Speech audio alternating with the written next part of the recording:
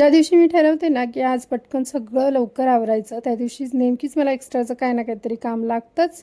तर नमस्कार, आज सकाळची सुरुवातच ना, मी मस्त धनेचं पाणी प्यायले आणि मग मी मनुके पण भिजत ठेवले होते काळे, तर ते पण खाल्ले आणि त्याचं पाणी पण प्यायले मस्त.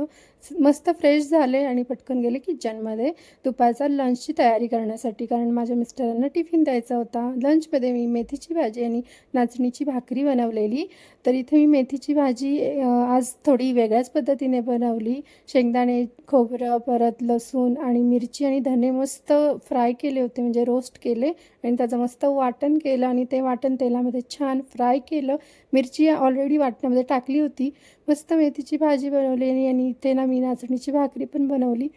पण झालं काय वेगळंच, की नाचणीची भाकरी ना एकदम अशी पांढरी-पांढरी दिसत होती आणि नीट ती झालीच नाही. म्हणजे मी नेहमीप्रमाणे करायला गेले उकडून वगैरे, पण ती उकडलीच नव्हतं नीट आणि चांगलीच लागत नव्हती. मग परत मला डबल काम लागलं.